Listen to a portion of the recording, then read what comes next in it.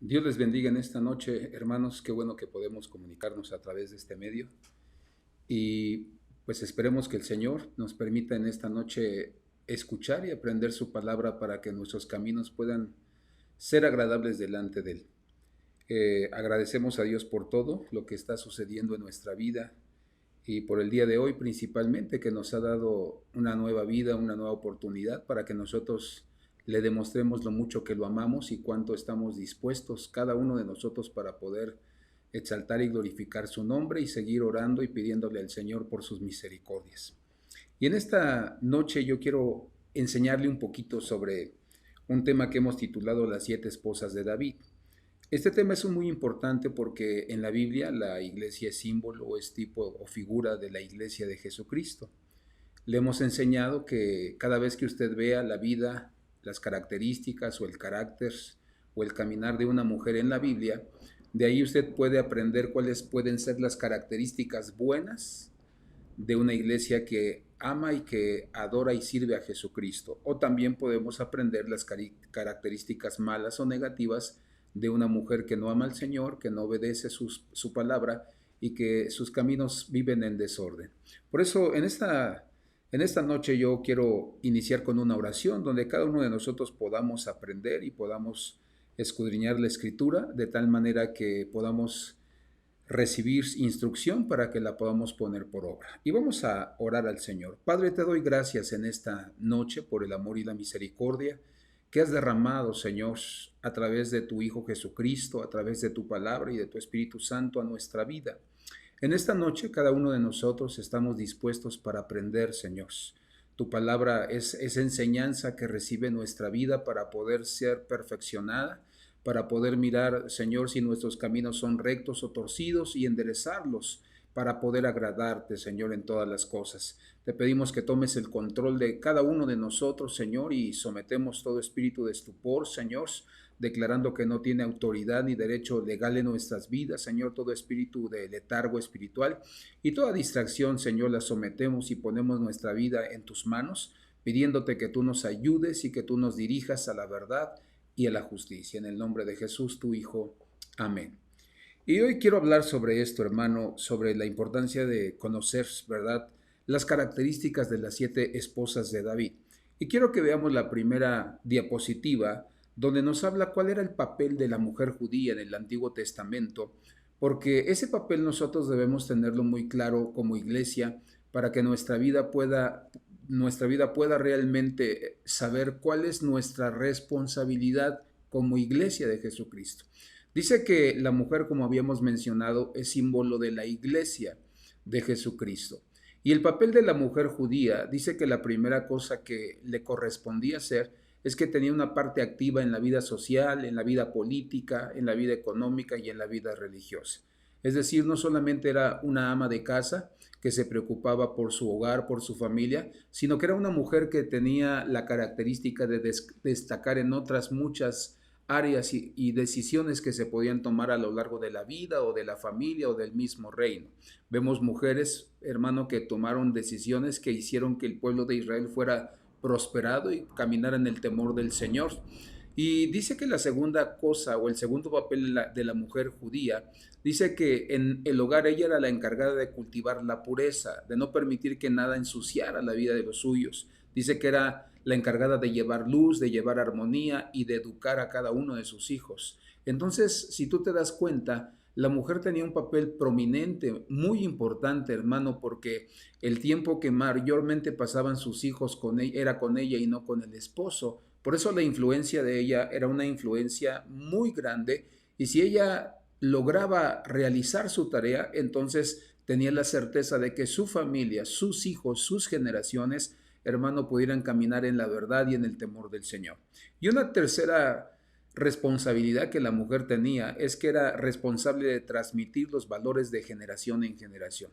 Es decir, ella era la encargada de instruir y de hablarle a cada uno de sus hijos, hombres y mujeres, para que todas las cosas que Dios les había enseñado a su generación y todas las cosas seculares que ellos habían aprendido tenían que ayudarles a sus generaciones a potencializar esos dones, esas gracias, para que entonces pudieran multiplicarse. Entonces era, hermano, punta de lanza para su familia, para que cada generación fuera más justa, caminara mayormente en la verdad y que potencializaran todo lo que Dios había puesto en cada uno de ellos. Por eso el siguiente versículo en Proverbios capítulo 18, versículo 22, nos enseña la importancia de poder encontrar una mujer que sea conforme al corazón de Dios. Varones jóvenes que me están escuchando, debes fijarte bien con qué clase de mujer te vas a casar, porque hay una promesa de parte de Dios cuando encontramos a la mujer correcta. Y más adelante vamos a ver la vida de un hombre llamado David, que la primera mujer que tuvo, la primera de sus esposas, dice en la escritura que fue una decisión que fue tomada en la carne, en el calor de la atracción, pero nunca hubo amor entre ellos, por eso ese matrimonio no pudo prosperar. Y dice el libro de Proverbios capítulo 18, versículo 22, en la versión del Oso, dice, el que halló esposa, halló el bien y alcanzó la benevolencia del Señor. Quiero repetirlo nuevamente, dice así, el que halló esposa, halló el bien y alcanzó la benevolencia del Señor. Por eso la Escritura nos hace ver en la siguiente diapositiva, vamos a ver cómo el Señor hace referencia de cuáles son las actitudes, hermano, de una esposa, una buena esposa que viene de parte de Dios. La Biblia dice que los escritores judíos, cuando explican este versículo de Proverbios 18, versículo 22, dicen que una esposa bien elegida, una esposa conforme al corazón de Dios, tiene tres características. La primera característica dice que es una mujer buena e inteligente. Es decir, sus obras son obras que agradan a Dios y que no dañan ni siquiera al prójimo, ni a su marido, ni a sus hijos. Dice que también tiene cualidades de carácter. Es decir, cada una de las áreas de su vida, hermano, de su carácter, han sido fortalecidas, trabaja todos los días en ella para perfeccionar su alma y poder agradar a Dios y a los hombres. Recordemos que nuestra relación en esta tierra, hermano, es vertical, es decir, nuestra relación es con Dios, y horizontal, nuestra relación es hacia los hombres. Y dice la Biblia que cuidemos de que no tengan nada que decir de nosotros, sino al contrario, ser de testimonio para ellos. Y la tercera característica que los judíos miran en este versículo es que tiene disposición para lo espiritual. La razón o la pregunta sería, ¿por qué? ¿Por qué necesita ser una mujer que tenga estas características? La respuesta, los judíos lo enseñan de esta manera diciendo que cuando tú encuentras a una mujer con estas características, eres un hombre afortunado, porque ella es la que te va a ayudar a tomar decisiones en los momentos adversos, difíciles, en medio de tu camino, en medio de tu vida. Y si ella es una mujer con estas cualidades, con estas características, entonces tus decisiones van a ser acordes a la voluntad del Señor, van a ser certeras, de tal manera que tus enemigos van a ser vencidos y que ninguna adversidad te va a hacer echar hacia atrás tu camino y apartarte del Señor y de sus promesas. Por eso dice la Biblia que cuando encontramos a una mujer así, dice que encontramos la benevolencia o el favor de Dios para que Él comience a dirigirnos todos los días de nuestras vidas. Pero como mencionábamos, había una mujer llamada Mical, la esposa desechada. Dice la Biblia que esta mujer, hermano, fue una esposa que fue desechada por David, fue desechada por Dios por las actitudes que tenían. Y miremos la siguiente diapositiva, donde nos habla sobre esta mujer. Ahí en la imagen podemos ver a una mujer hermosa, una mujer atractiva, pero dice la Escritura que fue desechada, donde nosotros podemos ver que Dios no está mirando lo de afuera, la apariencia. Dios siempre mira lo más profundo que hay en nuestros corazones. Y a través de los siguientes versículos vamos a ver dos razones principales por las que Mical fue desechada como esposa de David. Dice el libro de Samuel, segundo libro a Samuel, capítulo 6, verso 23, nos habla acerca de la primera actitud que hizo que fuera desechada. Dice, y Mical, hija de Saúl, no tuvo hijos hasta el día de su muerte. Dice la Escritura que esta mujer no tuvo hijos, hermano, hasta el día de su muerte. Ella fue desechada porque simbólicamente es una mujer o es una iglesia que no tiene fruto, que es estéril. una iglesia que solamente se va a sentar a la iglesia, a escuchar la predicación, se pone de pie para alabar y para glorificar al Señor, pero no tiene el deseo en su corazón de servir a Dios. No tiene en su corazón el deseo, hermano, de prepararse para entrar al grupo de alabanza, prepararse para entrar con los niños, prepararse para entrar al grupo de predicadores, a las áreas, hermano, en que nos encontramos en nuestras respectivas congregaciones. Por eso nosotros nos damos cuenta que una de las formas en que nosotros podemos ser desechados como esposa de Jesucristo es cuando nosotros solamente queremos escuchar y queremos estar sentados en nuestra congregación. Y la segunda razón por la que fue, hermano, desechada esta mujer está en el segundo libro de Samuel, capítulo 6, versículo 16. Dice la escritura de la siguiente manera.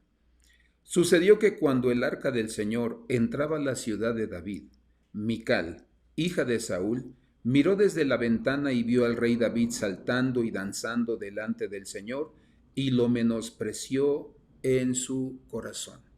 Dice la escritura, y lo menospreció en su corazón. La segunda razón por la que Mical fue desechada como esposa de David, dice la escritura que fue por menospreciar al rey, menospreciar a David. Todavía no era rey en ese momento. Pero dice la escritura que el significado, hermano, de esta mujer me dejó pensando algunas cosas. Cuando busqué el significado de Mical, significa quien como Jehová, pero el segundo significado es contracción. Y la palabra contracción significa comprimir o hacer algo pequeño, significa arrinconar, significa estrechar o encoger. Entonces esta mujer, su característica espiritual era que las personas que estuvieran cerca de ellas, en lugar de ayudarlas a que alcanzaran la grandeza, a que pudieran elevar, hermanos, su nivel en todas las áreas de su vida, dice la escritura que los hacía sentirse chicos, pequeños, limitados. Entonces, cuando nosotros tenemos una actitud en nuestra vida, hermano, de querer hacer pequeñas a las personas, cuando nosotros no valoramos lo que experimentamos en la congregación. Dice la Biblia, a continuación vamos a verlo, ¿cuál fue la razón? Dice la Biblia que David había ido a traer el arca del Señor para llevarla a Jerusalén. Dice que danzaba, que cantaba, hermano, que giraba, que daba gritos de júbilos. Y dice la escritura que lo menospreció en su corazón. Sabes que hay cristianos que cuando es el tiempo de la oración, el tiempo de la alabanza, de la adoración, hermano, menosprecian ese tiempo. Y en lugar de entrar en ese espíritu de adoración, de alabanza o de oración, comienzan a mirar a su alrededor y comienzan a juzgar lo que otros están haciendo. Has escuchado muchas veces, hemos escuchado frases como yo no voy a danzar porque no estoy loco, yo no voy a danzar porque yo parezco chapulín, ¿verdad? O parecen chapulines cuando están danzando. Entonces, están menospreciando este tiempo tan glorioso donde la presencia de Dios promete derramarse. Y aparte la escritura dice que donde hay 2 o 3 congregados en su nombre, ahí está Él. Por eso, amado hermano, hay muchas personas que por lo regular llegan después de la alabanza, después de la adoración, porque menosprecian este tiempo dentro de la iglesia. Y es por esa razón que nosotros debemos saber que podemos ser desechados. Cuando nosotros no tenemos una actitud correcta hacia los cultos, hacia el mover del Espíritu Santo en medio de nuestros cultos, en medio de nuestras congregaciones. La Escritura nos menciona en los siguientes versículos, segundo libro de Samuel capítulo 6, versículo 14. Hermano, ¿cómo sucedió esto? ¿Cómo acontecieron las cosas para que ella hiciera estas dos cosas contra la vida de su esposo, la vida de su marido? Dice el segundo libro de Samuel 6:14. David danzaba con toda su fuerza delante del Señor y estaba vestido con un efod de lino. David y toda la casa de Israel hacían subir el arca del Señor con aclamación y sonido de trompeta. Dice la escritura que David, hermano, se quitó las ropas y dice que solamente se quedó con el efod de lino, que era la vestidura del sacerdote. Dice la escritura que David inmediatamente comenzó a danzar, comenzó a alabar y a glorificar el nombre del Señor. Cuando David comenzó a danzar y a hacerle fiesta al Señor, mira, hermano, David se despojó de las críticas, se despojó de la vergüenza y simple y sencillamente sabía que lo que estaba haciendo era para Dios. Por eso Dios honró la vida de David y no la vida de su esposa Mical. Y ese es un principio que nosotros debemos aprender cada vez que estamos en nuestra congregación o aún en medio de nuestro hogar.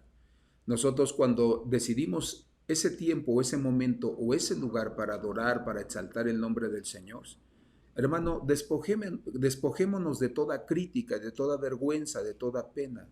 Hagámoslo para Dios. Si los demás están de acuerdo o no les gusta o les disgusta, hermano, es punto y aparte, es ellos con Dios.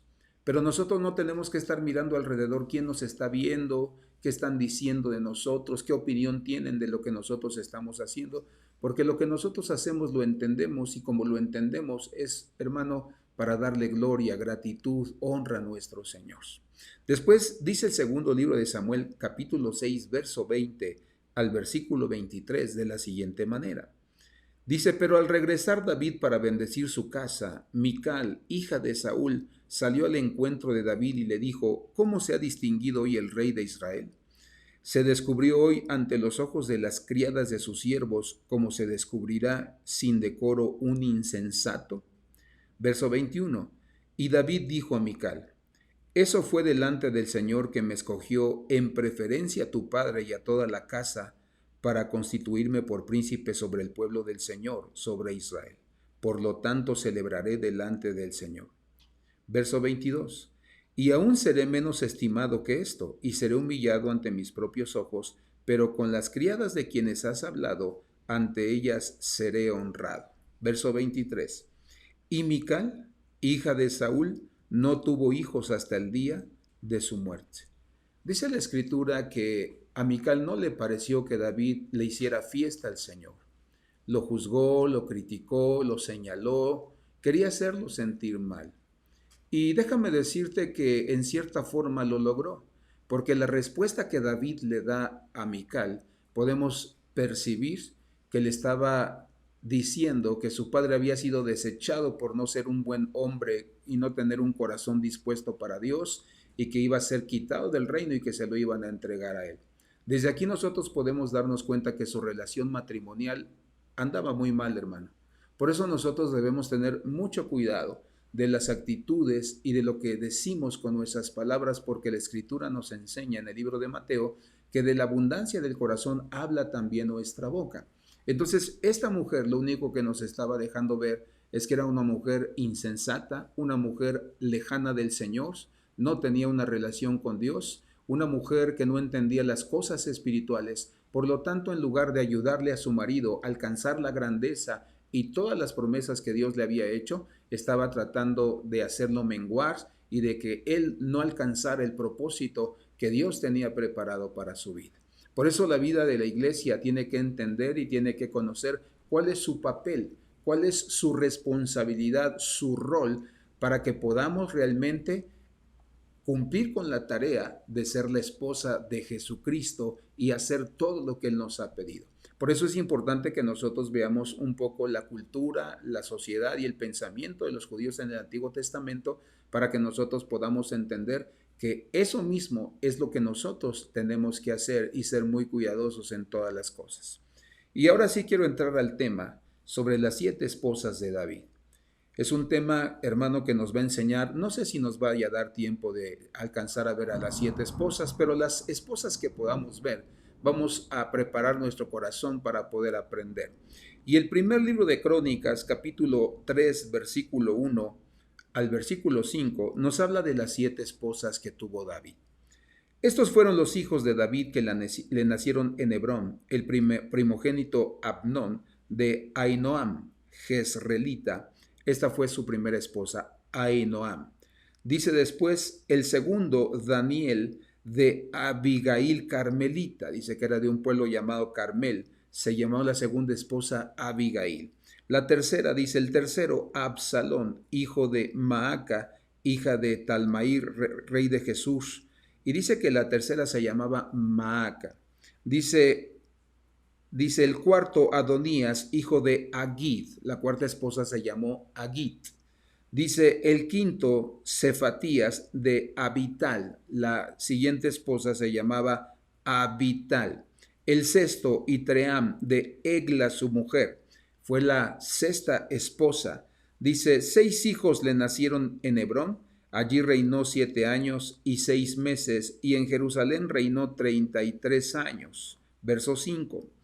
Y estos le nacieron en Jerusalén, Simea, Sobab, Natán y Salomón, los 4 de Betsúa, hija de Amiel o Betsabé. Esta fue la última esposa de David registrada, aunque si tú sigues leyendo los siguientes versículos, nos sigue hablando de más hijos, pero no nos menciona el nombre de las esposas. Por eso nosotros hablamos de que están registradas 7 esposas. Aparte de ello, si tú recuerdas, dice la Biblia que cuando empezó a ser perseguido por Absalón, dice que salió de Jerusalén, pero dejó a 10 de sus concubinas en el palacio cuidándolo. Y entonces entendemos que no solamente tuvo esposas, 7 esposas, 8 con Mical que fue desechada, sino que tuvo otras mujeres, tuvo más hijos, tuvo más concubinas, porque dice que solo dejó 10 en el palacio, pero los escritores dicen que se llevó al resto de las concubinas. Entonces, por eso nosotros entendamos la importancia de las esposas en la vida de David. Y la primera esposa, dice la escritura, que se llama Ahinoam. Ahinoam, hermano, fue la primera esposa que David tuvo ya en su relación seria. Y dice la escritura que Ahinoam significa hermana o hermano de gracia. Vuelvo a repetir, en la diapositiva va a aparecer el significado de Ahinoam. Dice que significa hermana o hermano de gracia. Entonces, ¿qué significa esto en lo espiritual? ¿O de qué es figura esto en lo espiritual? De que nosotros debemos ser una iglesia que todos los días tenga presente que el Señor nos salvó y nos perdonó nuestros pecados por gracia, para que nosotros nos fuéramos, hermano, o no fuéramos creídos de que nosotros nos salvamos por nuestros propios méritos. No, dice la Biblia que no tuvimos que pagar absolutamente ningún dinero, ninguna penitencia. Yo vengo de una cultura donde a la iglesia donde me llevaban, cada tiempo tenías que ir con una persona para confesarle tus pecados y te dejaba confesar ciertas partes de la Biblia o algunas otras frases. Entonces, era una cultura donde nos enseñaban que nuestra fe, que nuestro perdón, era necesario llevarlo a la iglesia para que un hombre mortal, un hombre común y corriente, nos perdonara nuestros pecados, que intercediera por nosotros. Pero la Biblia dice que el que intercede por nosotros, hermano, es Jesucristo, que está a la diestra del Dios Padre, porque Él nos salvó de nuestros pecados, nos perdonó y nos limpió y nos restauró. Entonces, esa es la primera característica que tú y yo debemos tener muy clara en nuestras vidas. Fuimos salvos por gracia. No nos costó nada nuestra salvación. Pero hay muchas personas o muchos cristianos que quizás has escuchado la frase que mencionan: hoy vivimos por gracia y no por la ley. Y en ocasiones las personas, precisamente por su falta de estudio, por su falta de lectura de la Escritura, confunden las cosas, porque la Biblia no nos habla solamente de una ley. La Biblia nos habla de la ley del pecado, la ley de la muerte, la ley de los miembros, la ley de la honra, y son varias leyes las que la Biblia nos habla, y confunden una cosa con otra. Pero yo quiero hoy enseñarte en sí qué es la ley. No estamos hablando de la ley del pecado, ni de la ley, hermano, de la honra. No estamos hablando de ninguna de esas leyes. ¿Qué es la ley? Bíblicamente, ¿qué es la ley? La ley, dice la Escritura misma, que es la dirección o la instrucción de Dios a nuestras vidas. Esa es la ley. Es la dirección y es la instrucción que nosotros recibimos a través de la palabra escrita, de los 66 libros de la Biblia, que se conforman por el Antiguo y por el Nuevo Testamento. Esa es la ley de Dios. Son sus instrucciones, su dirección, para que nosotros no nos perdamos ni nos alejemos de él jamás. ¿Qué más es la ley? Dice un significado: es la norma de conducta impuesta por una autoridad, o normas de conducta que las pone una autoridad. Dice que es competente bajo la amenaza de sanción en caso de desobediencia. Entonces dice que son normas de conducta que Dios ha puesto y nos hace la aclaración de que si nosotros desobedecemos la ley, los mandamientos, sus enseñanzas, vamos a recibir un castigo. Y no es que Dios nos vaya a castigar o que Dios sea malo con nosotros, no, pero simplemente el no obedecer la ley, nosotros vamos a recibir las consecuencias de nuestra desobediencia. Si yo me paso el rojo, pues seguramente el policía que está más adelante me va a parar y me va a multar. Y no fue Dios quien tuvo la culpa, porque yo estoy consciente de los colores del semáforo y de el que me permite avanzar, el que me permite detenerme y el que me alerta que debo detenerme antes de que se ponga el rojo. Entonces, las personas cuando reciben, hermano, el daño, cuando reciben el castigo de sus malas obras, no podemos culpar a Dios porque Dios nos advierte en su palabra, nos enseña lo que es bueno y lo que es malo. Entonces, cada uno de nosotros simplemente tomamos la decisión de qué es lo que queremos, si el castigo o la bendición de parte de Dios. ¿Qué otra cosa es ley? Alguien dijo que la ley dice que nos deja ver nuestra verdadera condición. La ley nos deja ver nuestra verdadera condición. Cuando tú y yo abrimos la Biblia, es como un espejo que nos muestra el desorden que hay en nosotros. Cuando abrimos la Biblia, dice este escritor que es como una plomada de albañil que me enseña lo torcido o lo derecho que yo estoy, para que yo me pueda enderezar. También la ley es como una lámpara que nos muestra los obstáculos para que nosotros no nos tropecemos con ellos. Entonces, básicamente la ley son los mandamientos, son los, hermano, mandatos del Señor para la vida de todos los creyentes, que los pongamos por obra, que los obedezcamos. Si no, entonces va a haber problemas en nuestras vidas y entonces va a venir castigo, hermano, por nuestra desobediencia.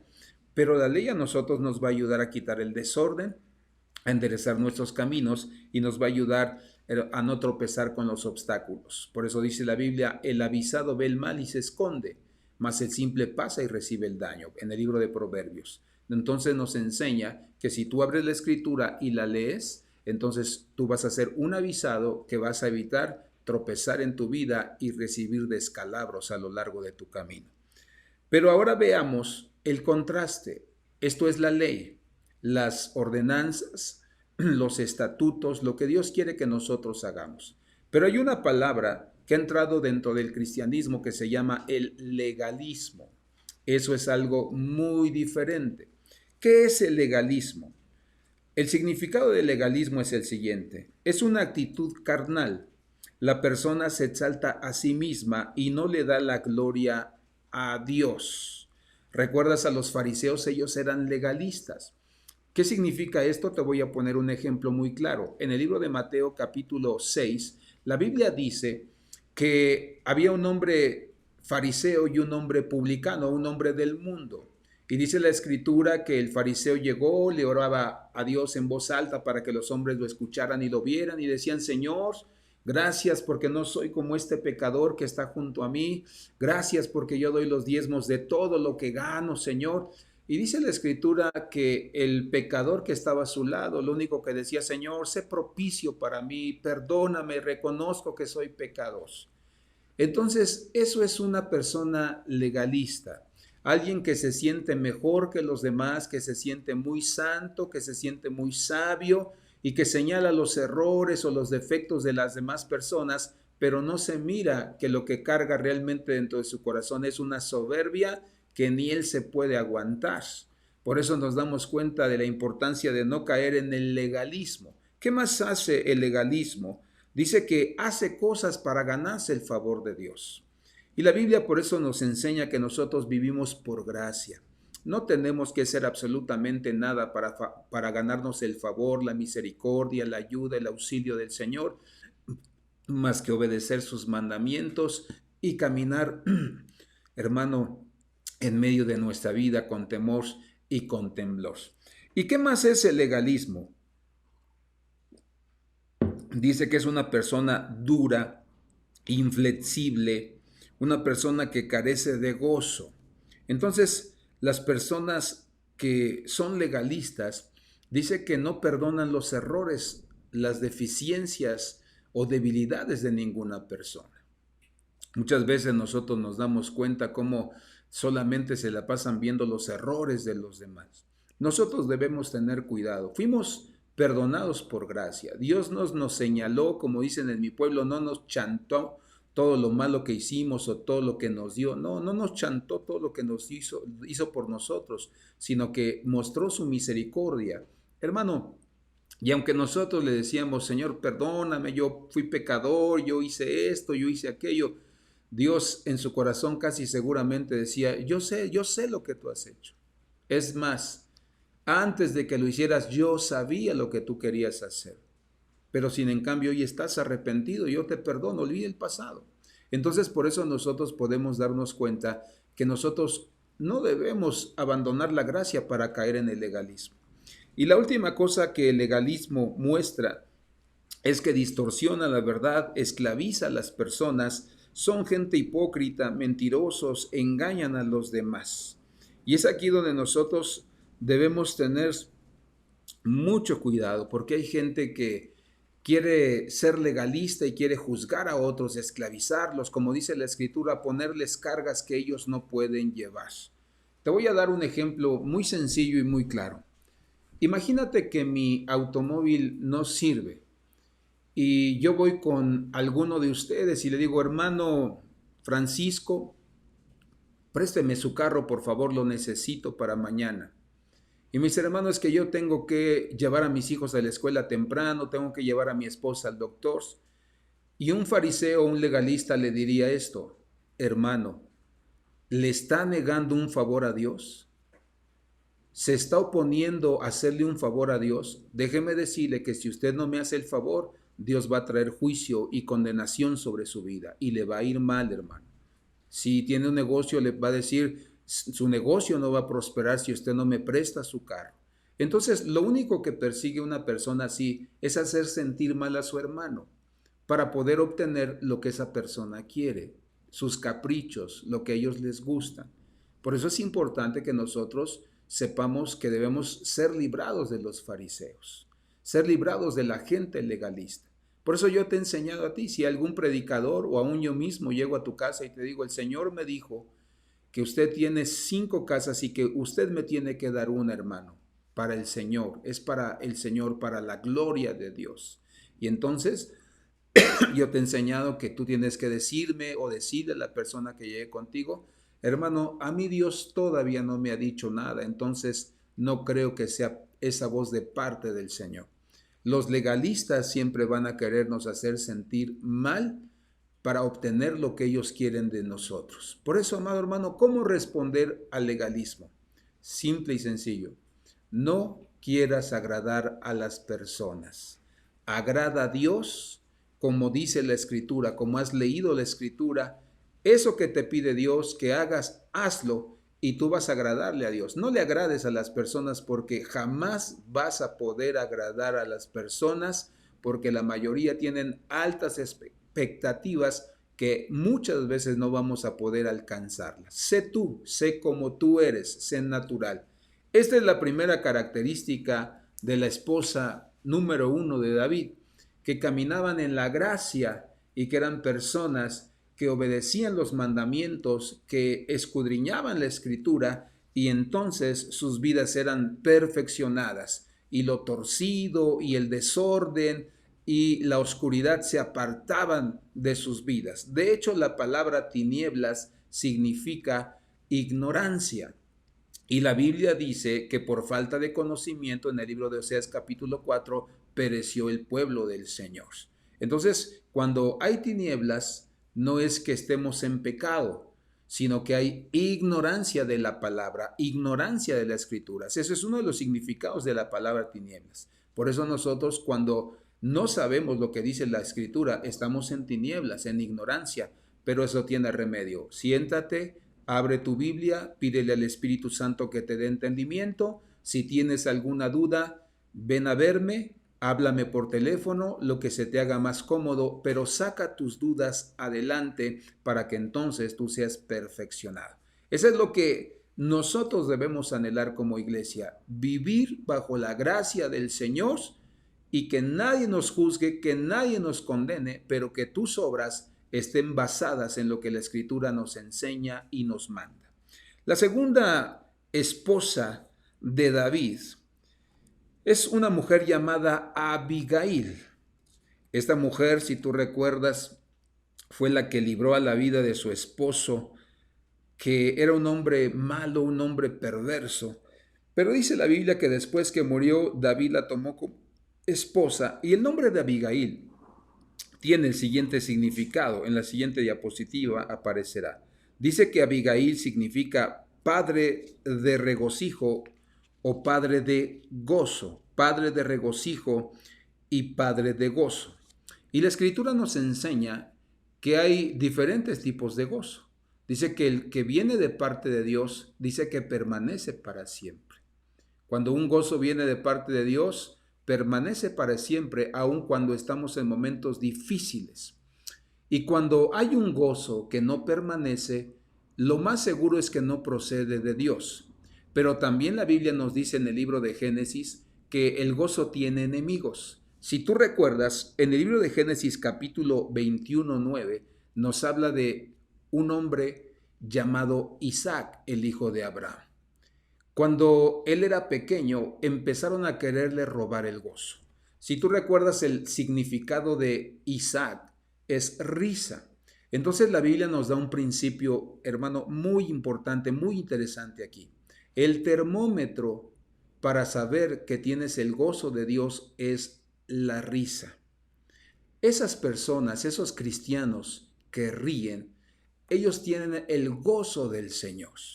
Claro, hay personas que son menos expresivas, pero ríen de vez en cuando. Pero ese es un termómetro, la risa. Ahora, en el libro de Génesis 21:9 dice la Escritura que el primer enemigo de la risa es que su hermano mayor Ismael se estaba burlando de él cuando era pequeño. Y dice la Biblia que Sara vio a Ismael burlándose de su hijo Isaac, y dice la Escritura que entonces se molestó. ¿Sabes, hermano, que una de las cosas que nos van a querer robar el gozo es la burla? Por eso, hermano, debes tener mucho cuidado de no burlarte de una manera en la que tú le robes el gozo a las personas. Es importante que nosotros sepamos que este es el primer enemigo del gozo. Después vemos en el libro de Génesis 24:67 que el segundo enemigo del gozo es cuando nosotros tuvimos la pérdida de algo o de alguien o de alguna cosa. Dice la Escritura que Isaac había perdido a su madre, dice que había muerto y dice que estaba triste, estaba en soledad, hermano, y esto dice que le provocó perder el gozo. Y dice la Biblia que hasta que llegó su mujer. Dice la Biblia que llegó, hermano, a su tienda, la traía su siervo Eleazar, el siervo más viejo, más experimentado de su casa, para que fuera su esposa. Dice, y la metió a su tienda y se consoló con ella. Entonces, hay enemigos que pueden o que quieren robarnos el gozo. Solamente te menciono dos. Pero es importante que nosotros sepamos que el gozo no debe de perderse en nuestras vidas, sino debe estar presente todos los días, aún en medio de los momentos más adversos. Tú y yo creo firmemente que hemos pasado por momentos muy difíciles a lo largo de nuestra vida, pero sin en cambio el gozo ahí se ha mantenido. Porque recuerdo el Salmo 23, versículo 4, dice que aunque pasemos por el valle de sombra y de muerte, no debemos tener, hermano, temor a ninguna cosa, a ninguna situación. Y después el libro de los Salmos 122, versículo 1, si recuerdas, dice, yo me alegré de los que me decían, a la casa del Señor iremos. Entonces, no se acababa el gozo ni pasando por el valle de sombra y de muerte. Había gozo cuando se iba a la casa del Señor. Y el Salmo 126, versículo 2, dice, y entonces mi boca se llenará de risa y nuestra lengua de alabanza, y cantaremos y diremos grandes cosas ha hecho Jehová, estaremos alegres. Por eso, amado hermano, estos versículos nos enseñan que la vida del creyente tiene que estar completamente gozosa. El gozo siempre va a estar ligado a la risa. Por eso, basta de tristeza, hermano, basta de dolor, Basta de lamentarnos de lo que pasó en el pasado. Enterremos eso en la presencia del Señor y digámosle: Señor, lléname de tu gozo, lléname de tu misericordia, y Señor, que pueda alabar y gritar y cantar con todo mi corazón y con toda mi alma. Porque, amado hermano, déjame decirte que la única mamá Dolores que yo conocí fue la que estuvo saliendo en Los ricos también lloran. Y es la mamá Dolores que siempre estaba llorando, lamentándose, entristecida, temerosa. Y tú no eres mamá Dolores, tú eres un hijo de Dios que ha sido lavado con la sangre de Cristo, y por eso nosotros tenemos que mantener ese gozo específicamente en nuestra vida. Y la iglesia tiene la encomienda, hermano, de contagiar de gozo a las personas que estén a su alrededor. Por eso, amado hermano, las esposas de David nos enseñan a nosotros la importancia de que cada una de nuestras vidas debe manifestar gozo en medio de cualquier situación, porque estamos también dando testimonio de lo que Dios está haciendo dentro de nuestros corazones. La tercera esposa de David se llamaba Maaca. Maaca. La palabra Maaca o el nombre de Maaca significa lo siguiente. Dice, significa manejable, moldeable, plancha, perforada o traspasada. Y sobre la base de estos tres significados, vamos a ver algunas características, hermano, muy importantes. Cuando dice que la iglesia tiene que ser manejable o moldeable, se me viene a la escena esa administración del Padre como alfarero y nosotros como el barro. Cuando el alfarero toma el barro y lo pone en la rueda para poder trabajar el barro, la arcilla, una de las cosas que se da cuenta es que el barro está en cierta forma endurecido. Entonces lo que hace el alfarero es tomar agua y entonces se la comienza a vaciar, hermano, a la rueda y al barro, y entonces cuando empieza a hacer eso, empieza a ser moldeable, maleable, para poderle dar la forma que se necesita. Y lo contrario a lo moldeable, lo contrario, hermano, a lo manejable, es la dureza. ¿Sabes que el Señor no puede quitar la dureza de nuestros corazones a menos que tú te dejes echar el agua? Y en la Biblia la figura del agua, el símbolo del agua es la palabra del Señor.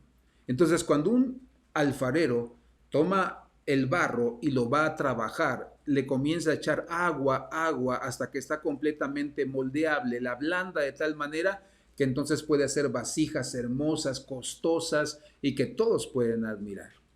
Entonces, la esposa de David, llamada Maaca, nos enseña que si tú quieres realmente que Dios transforme tu vida, tú quieres realmente que Dios dirija tu vida, quita toda dureza, quita, hermano, todo aquello que te estorba y déjate mojar por la palabra. Abre tu Biblia, comienza a escudriñar, comienza a leer la Escritura y tú te darás cuenta que hay muchas áreas en tu vida que tú y yo tenemos que entregar delante del Señor.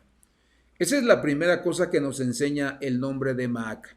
Ser gente moldeable, y no vamos a poder ser moldeables si no nos dejamos mojar por la palabra del Señor, instruir y hacer las cosas que Él quiere que nosotros hagamos.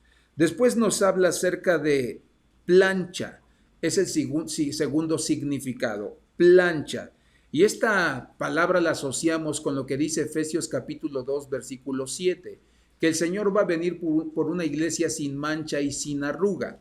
Y si tú recuerdas, cuando nosotros nacemos con una piel tersa, nacemos con una piel hermosa, bonita, pero en la medida en que vamos creciendo, nuestra piel se va envejeciendo. De hecho, los médicos dicen que nuestra piel es el órgano más visto y más grande que tenemos en nuestro cuerpo.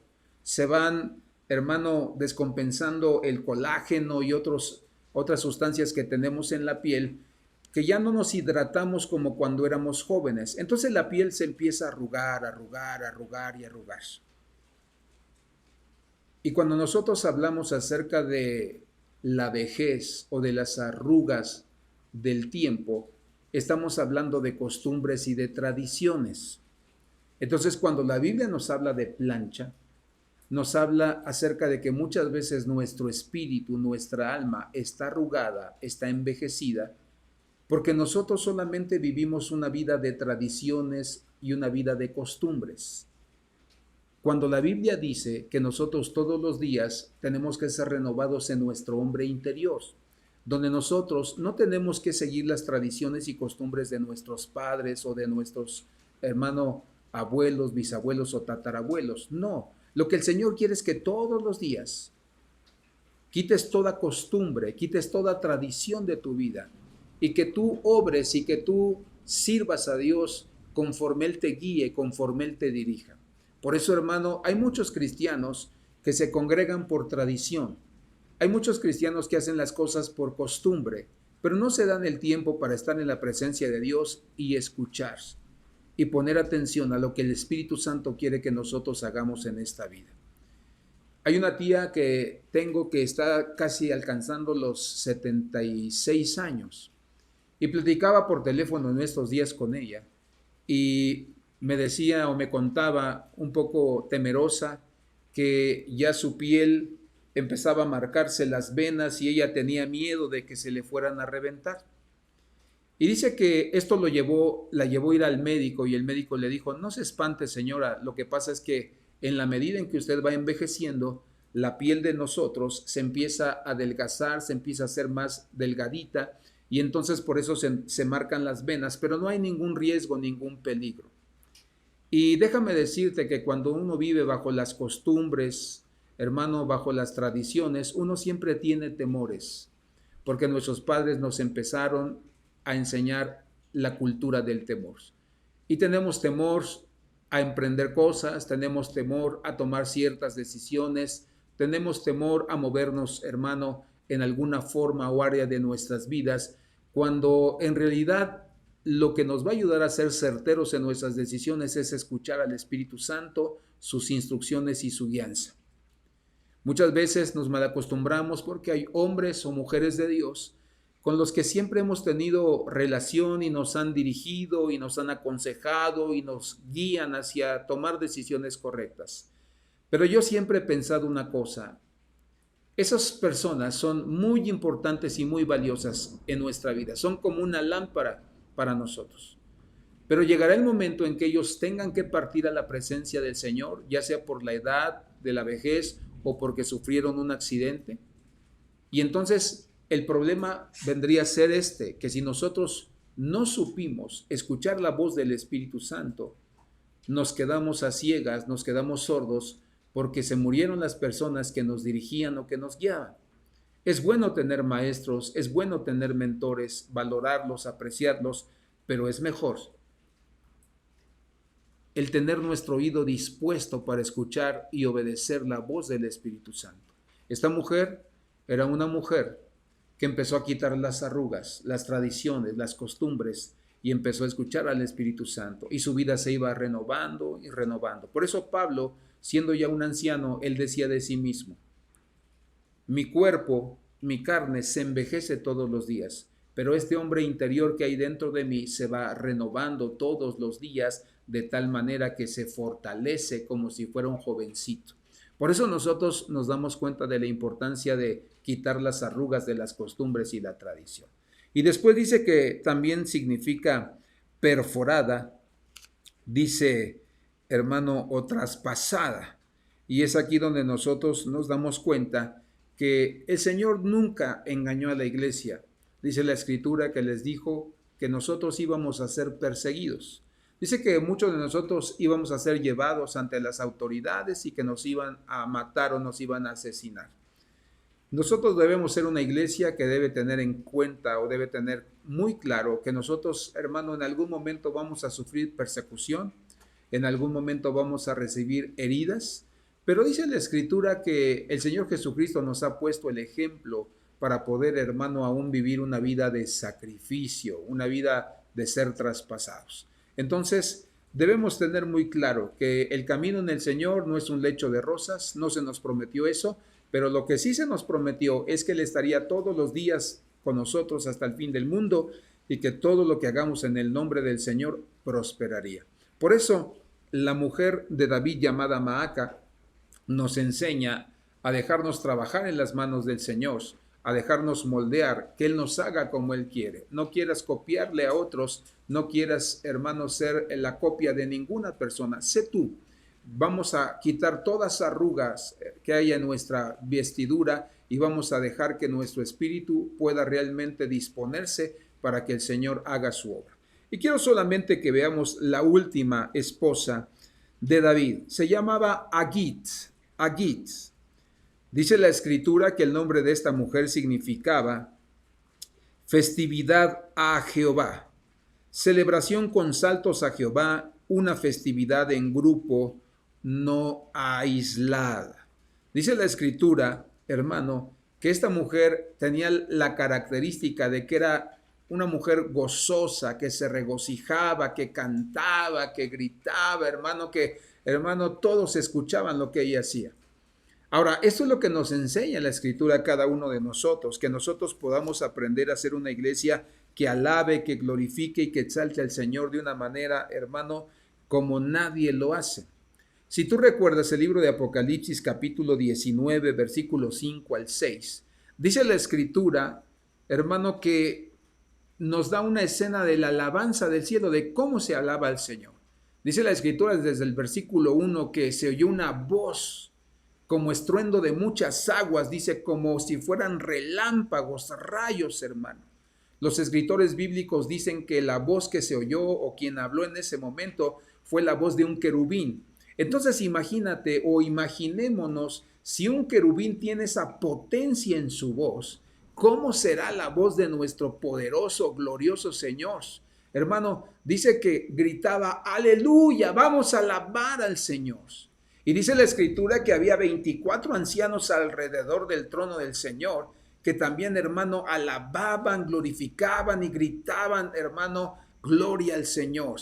Y dice que había también, hermano, cerca del trono 4 seres vivientes que estaban ahí representados por, hermano, un león, por un buey, por el hombre y por el águila, donde dice la escritura que todos se unían a una sola voz y que alababan y gritaban y glorificaban al Señor. También se menciona que estaban ahí los siervos y se menciona que estaban también pequeños y grandes. Los siervos en la escritura, en el libro de Apocalipsis, representan, hermano, a los profetas y a los apóstoles. Dice que ahí todos los profetas que fueron mártires, todos los apóstoles, hermano, dice que glorificaban y exaltaban el nombre del Señor. Y los pequeños y los grandes nos habla de todas las personas, todos los seres humanos, desde el más pequeño hasta el más anciano, hermano, de todo nivel social, económico, político. Dice la escritura que eran esos los que alababan y daban gloria al Señor y exaltaban su nombre con poder. Por eso nosotros aprendemos de esta mujer que tenemos que alabar al Señor y que tenemos que gritar. Y que no nos debe dar vergüenza, hermano. Hay gente que cuando llega a la iglesia y cuando se trata del tiempo de alabanza, de adoración, les da vergüenza. Dicen, es que me da vergüenza cantar, es que me da vergüenza danzar. Pero ¿qué te cuento, hermano? Que cuando eran mundanos y estaban en las fiestas y estaban en los bailes, no les daba vergüenza cantar, ni les daba vergüenza gritar o bailar.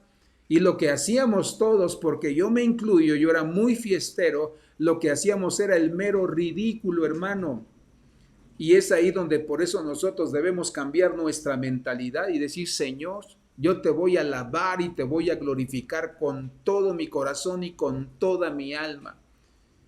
En alguna ocasión un recién convertido me preguntaba y me decía, hermano, pero ¿cómo le hago? ¿Cómo le hago para danzar, para gritar como los dos?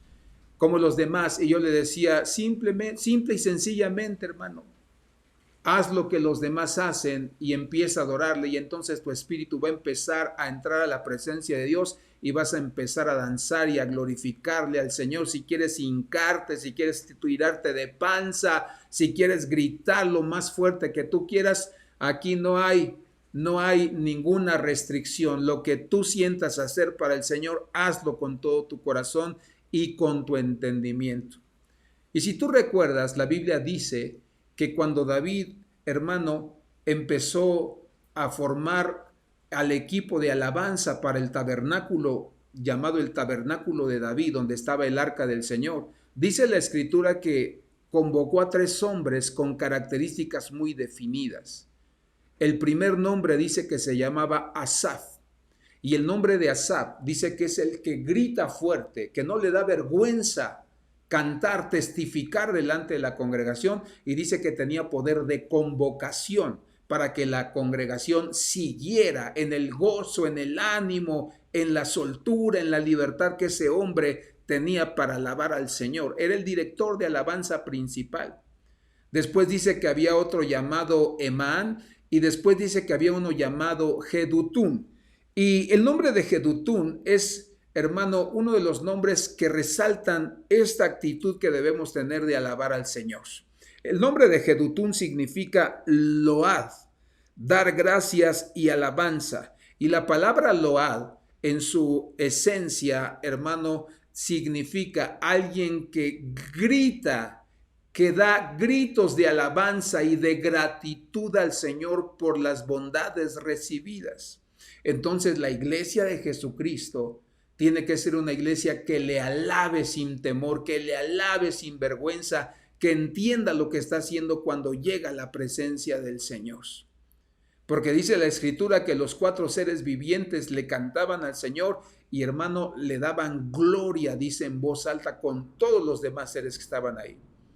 Todo el ejército del cielo estaba en un culto de alabanza, de adoración, hermano, y por eso nosotros entendemos que los cultos en la tierra tienen que hacerse igual que se hacen en el cielo. Estos animales que se mencionan, o estos seres que se mencionan, habla de un león, y el león es símbolo del valor.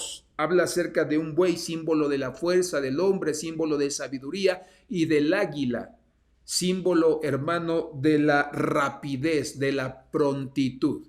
Entonces, por eso nosotros nos damos cuenta que el espíritu que debe tener la iglesia es un espíritu de alabanza y de adoración. Y debes cantarle al Señor con todas tus fuerzas, con tu entendimiento, hermano, con todas tus ganas. Debes de gritarle, hermano, debes de llorarle, debes de regocijarte, debes de humillarte. Todo lo que tú puedas hacer, hermano, guiado por el Espíritu Santo, hazlo.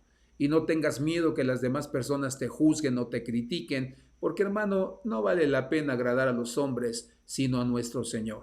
Y cuando nosotros le alabamos, el Espíritu Santo desciende sobre estas vasijas, sobre estos vasos que se dejaron moldear, y entonces, hermano, la unción de su Espíritu Santo nos habilita, nos prepara, nos capacita para enviarnos a hacer la obra que Él quiere en cada uno de nosotros.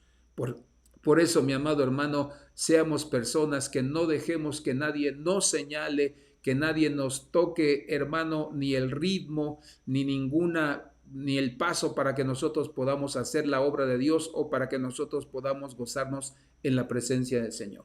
Nosotros necesitamos entender que las esposas de David fueron claves en su reino.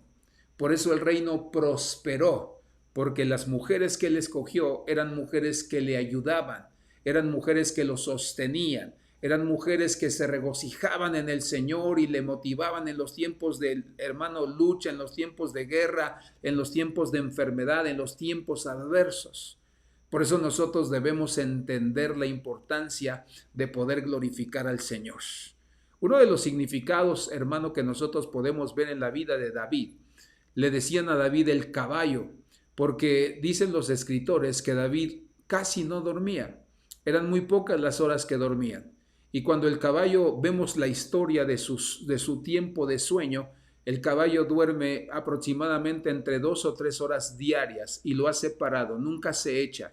Entonces nosotros nos damos cuenta que el caballo es la representación de un hombre que cuando oraba, dice la Escritura, que clamaba, que glorificaba a Dios, que le cantaba con todo su corazón. Por eso, hermano, fue el hombre o el rey más amado de parte de Dios y más amado y recordado hasta el día de hoy por el pueblo de Israel. Todos aquellos que hablan de David se sienten orgullosos de lo que este hombre pudo hacer al tocar el corazón del Señor, y por eso ellos tienen un espíritu, un ADN, hermano, de adoradores y de ser guerreros. Cuando escuchamos las alabanzas y los cantos de los judíos, e inmediatamente en el espíritu, en el alma y en el cuerpo empezamos a sentir, hermano, la unción que hay en cada palabra, porque todas las palabras y los cantos que levantan para el Señor están escritos en la palabra y le dan gloria y honra a nuestro Dios. Por eso, amado hermano, somos la esposa de Jesucristo.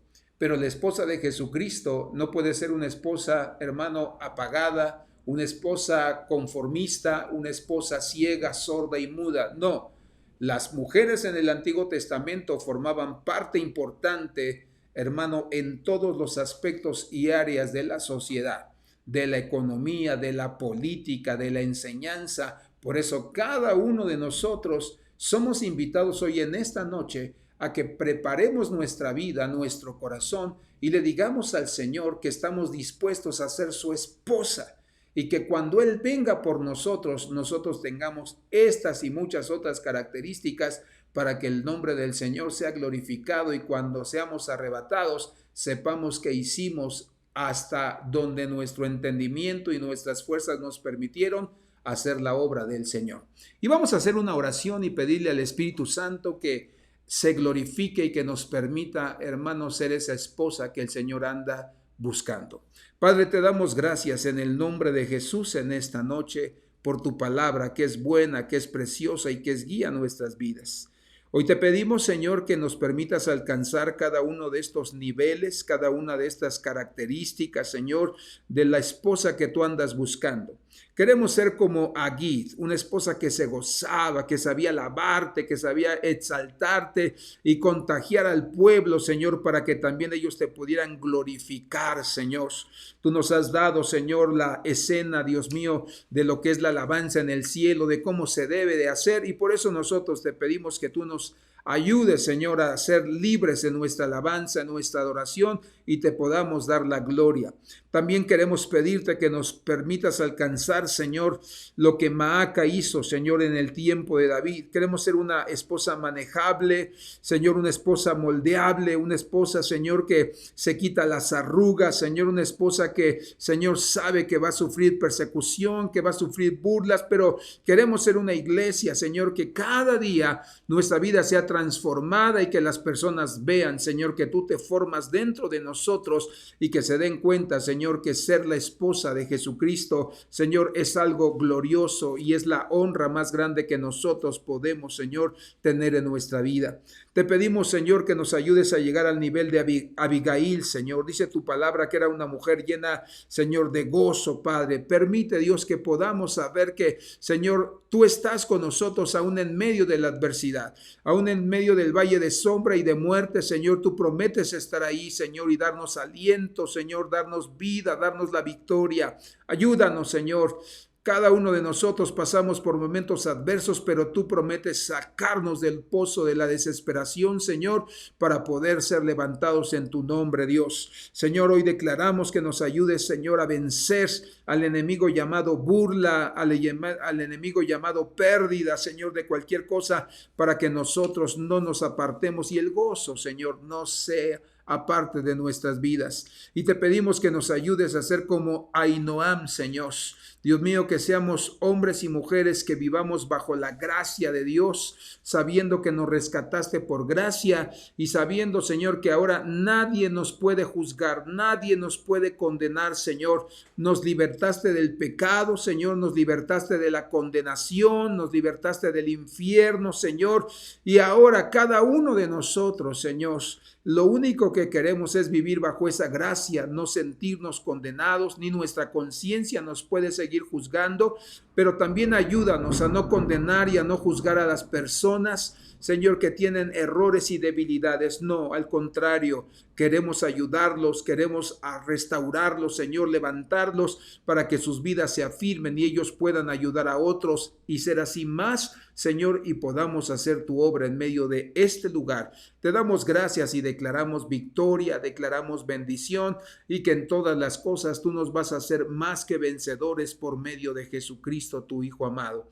Gracias te damos, Señor, en esta noche y te pedimos, Señor, que tomes el control de nuestras vidas, de nuestros corazones y pensamientos, de nuestras familias y que podamos caminar como un solo hombre delante de tu presencia. Te damos gracias y declaramos victoria y creemos, Señor, que tú estás con nosotros todos los días de nuestra vida. Amado hermano, yo le invito a esforzarse a ser la iglesia que Dios quiere, Por eso hay que abrir nuestra Biblia, hay que abrir las Escrituras y a lo largo de nuestra lectura nosotros tenemos que ir aprendiendo, el Señor nos va mostrando.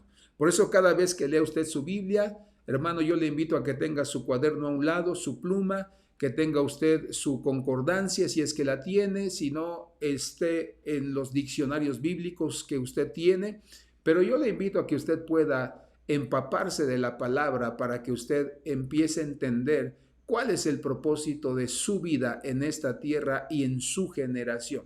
Quizá usted ha sido el primero en entregar su vida a Jesucristo y si usted entiende esa bendición, ese privilegio, usted va a poder ayudar a las generaciones que vienen detrás de usted. Por eso, hermano, le animo, amada hermana, le animo a que se esfuerce y si es usted mujer, no se conforme al quehacer de la casa, no se conforme al cuidado de los hijos. Usted tiene que ser una mujer entendida, que conozca la palabra y que la sepa usar y usarla bien para la gloria del Señor. Y me despido, hermano, solamente le quiero comentar e invitar a que el día domingo tenga preparado su pan, tenga preparado su vino, porque vamos a celebrar la Santa Cena y vamos a renovar nuestro pacto con el Señor. El Señor nos habla en el libro de Deuteronomio que Dios aborrece las mezclas. Dice la Escritura, no mezclarás las semillas, no mezclarás animal con una especie diferente. Y entonces nos empieza a decir, no mezclarás las telas. Y empieza a haber un símbolo, hermano, y principios establecidos, donde el resumen de esos versículos nos enseña que Dios aborrece las mezclas. Y el día domingo vamos a hablar sobre la Santa Cena y vamos a hablar o a enseñar un poco sobre cuáles son las mezclas que puede haber en nuestra vida que nosotros debemos evitar. ¿Qué significan la semilla, hermano, mezclada con otra semilla que no es de su especie? ¿Qué significa mezclar un animal con otro que no es de su especie? ¿Qué significa mezclar una tela con otra tela que es incompatible? Todas estas cosas las vamos a ver el día domingo a las 11 de la mañana para celebrar nuestra Santa Cena. Entonces yo lo espero y yo le invito a que se conecte a buena hora para que podamos recibir la reconciliación con el Señor, podamos renovar nuestros votos con Él y que nosotros cerremos puerta a todo pecado, a toda desobediencia y contaminación de nuestra alma. Dios le bendiga, reciba un abrazo desde este lugar de parte nuestra y le esperamos en nuestra siguiente transmisión. Dios le bendiga.